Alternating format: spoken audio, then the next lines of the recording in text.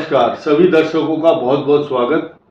आज हम चर्चा कर रहे हैं मिथुन, तुला और कुंभ, तीन राशियों को इकट्ठा हम कवर करने की कोशिश करेंगे। अब एक चीज नई आपको देखनी होगी, तीन नक्षत्र इसके हैं, तीन इसके और तीन ही कुंभ के हैं, यानी कि मृगशीर, आद्रा, पुनर्वसु, चित्रा, स्वाति, विशाखा, धनिष्ठा, शतभिषा, पूर्व भाद्रपद। यानी कि जो करेक्टरिस्टिक्स और जो महादशा सब इसके ऊपर लागू है वही सेम यहाँ और वही सेम यहाँ पर है। जो बहुत डीपली ज्योतिष की नॉलेज रखते हैं उनको आराम से पता चल जाएगा, इधर जो महादशाएं इनकी होगी वही इनकी होगी, वही उसी तरह के पूरे जो सिद्धांत हैं तीनों पर एक जैसे ही लागू होंगे। इसीलिए अब आप दिमाग लगाइए, शॉर्टकट में हमारा समय बचेगा और आपको पूरा लाभ मिलेगा। ये अलर्ट डेट आपको बताएंगे, ऊपर लिखा हुआ अलर्ट डेट सितंबर 2025, मिथुन, तुला, कुंभ। तो जो मिथुन के लिए ग्रह है, तीन ग्रहों पर चर्चा होगी इस समय। नंबर 1 मंगल, दूसरा राहु और तीसरा बृहस्पति। इन तीनों का जो समीकरण है वो 7 सितंबर को क्या होगा और पूरे महीने आपको क्या क्या सावधानी रखनी पड़ेगी। तो आइए संक्षेप में जानते। पहले मिथुन को लेते हैं।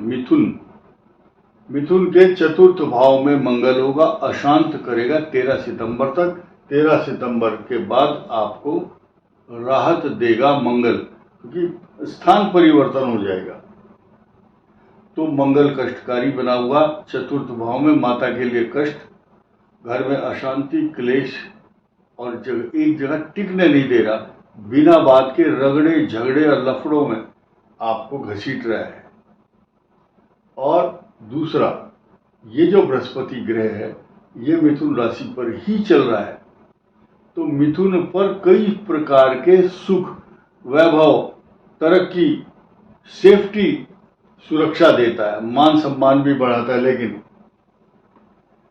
अब इस मिथुन पर बृहस्पति की जो ट्रांजिट है वो आप कुछ भी कहो है तो शत्रु राशि में।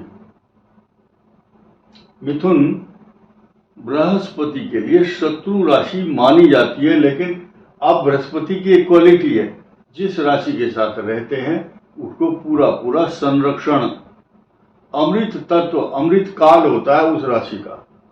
तो इसलिए आप इसलिए बच रहे हैं क्योंकि बृहस्पति को जच रहे हैं। बृहस्पति यहाँ रहेंगे।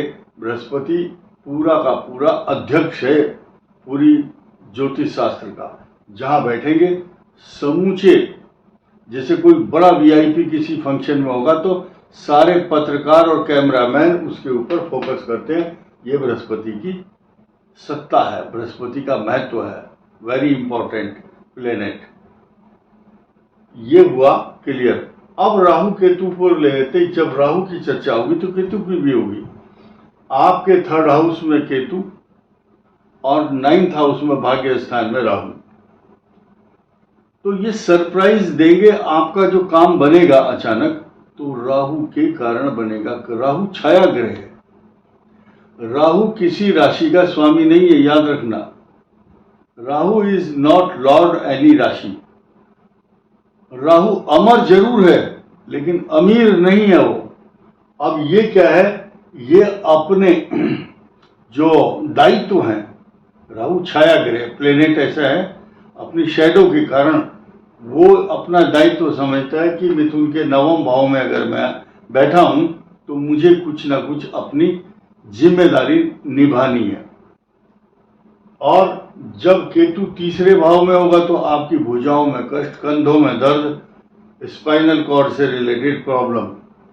अब मैं आपको एक बात आगे बढ़कर बताता हूं। जब मिथुन का चतुर्थ भाव से मंगल का ट्रांजिट खत्म होगा, उसके बाद ये पंचम में आएंगे तुला में, तो आपकी संतान के लिए चिंता, अशांति, कष्ट कारक माना जाएगा। और ये स्थिति 27 अक्टूबर तक चलने वाली है। Be careful.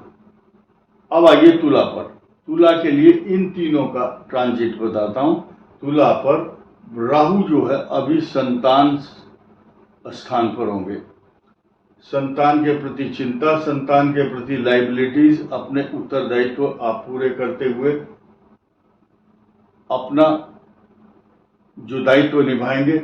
और प्लस पॉइंट ये कि तुला राशि के पंचम भाव पर और तुला राशि पर भी और कुंभ पर भी बृहस्पति की दृष्टि है। बृहस्पति क्या करते हैं, अपने अमृत तत्व से अपनी और अपने से पंचम और नवम, यहां से पंचम है, यहां से नवम है, तीनों को एकदम प्रफुल्लित कर देते हैं। उस राशि को सेफ्टी की गारंटी दे देते हैं। गारंटी यानी कि आप गारंटी पीरियड में तीनों राशियां।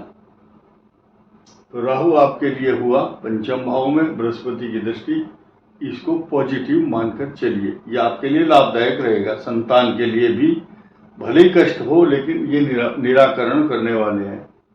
अब आते हैं मंगल पर। तुला राशि के जो मंगल है ये 12th हाउस में है। किसी भी दृष्टि से आपको अशांत करने वाला है।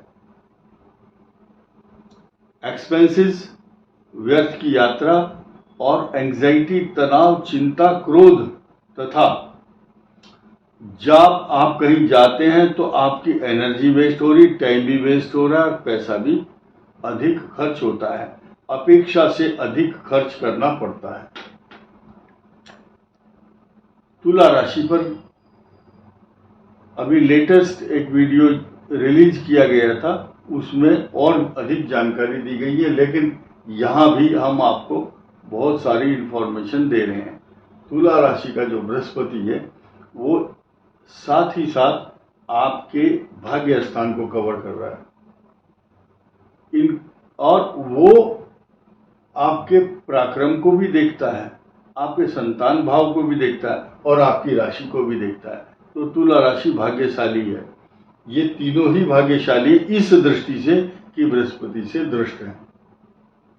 आगे बढ़ते हैं। अभी कुंभ राशि को ज्यादा चर्चा इसलिए करनी है क्योंकि वैसे तो कुंभ पर ग्रहण होगा, चंद्रमा और राहु कुंभ पर ही होंगे 7 तारीख को।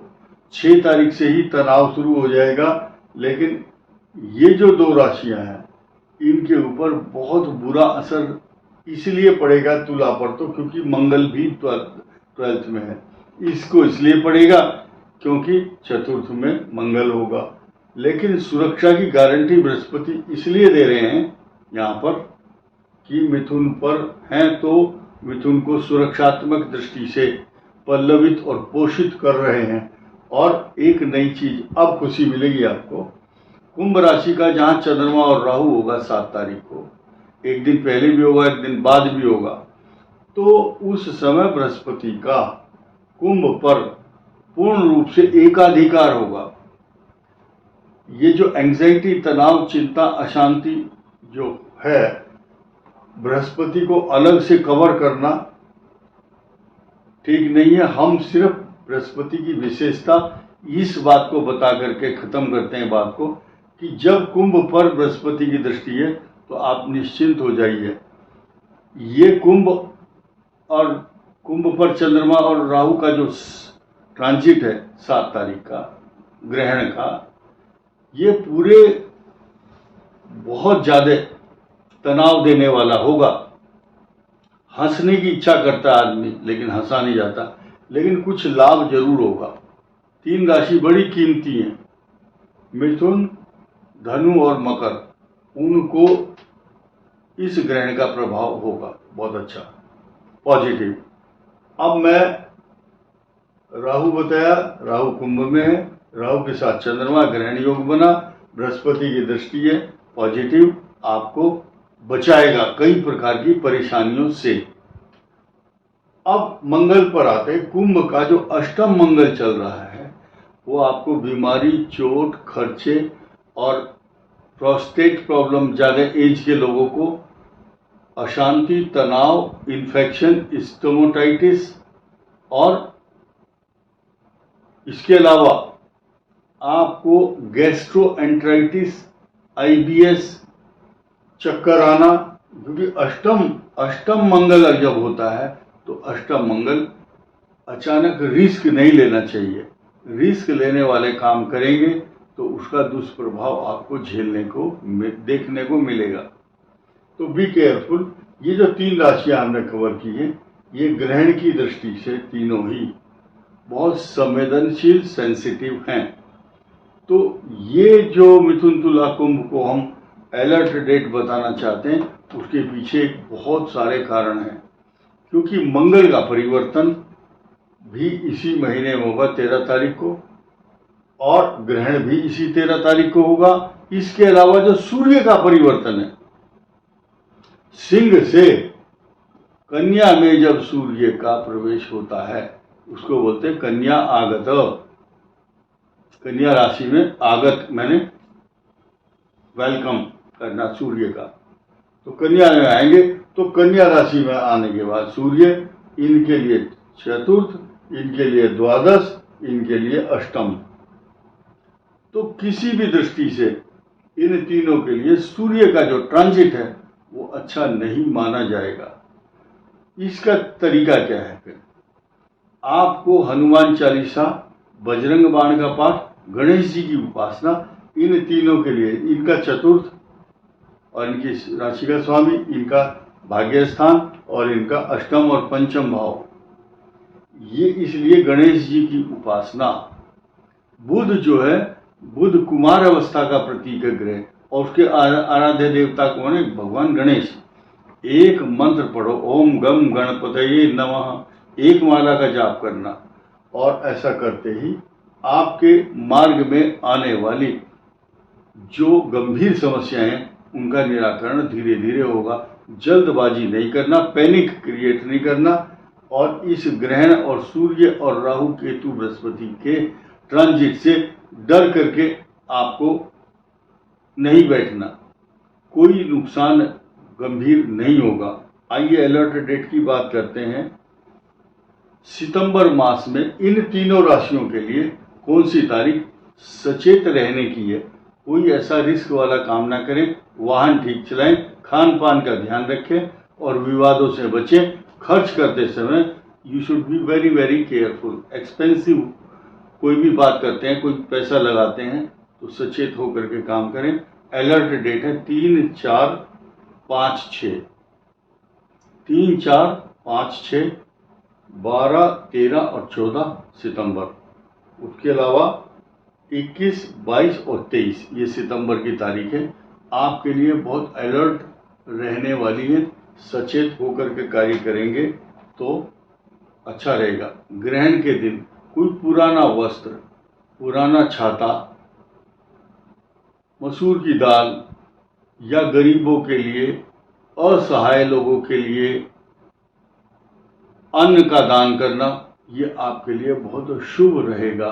कुछ लोग, आज मैं बात कर रहा था लोगों से कि आदमी ढूंढने मुश्किल हो जाते हैं, तो वो कहने लगा हमारी फैक्ट्री है, हमारे पास जो वर्कर्स हैं वो कुछ अच्छी दशा नहीं है जिनकी, उनको ही भोजन कराएंगे, उनको संतुष्ट करेंगे। तो जो असहाय या जिनको आवश्यकता है, आप भोजन कराएं। अन्न का दान करना बहुत बड़ा पुण्य का कार्य होता है। इस वीडियो में इतना ही। धन्यवाद। नमस्कार।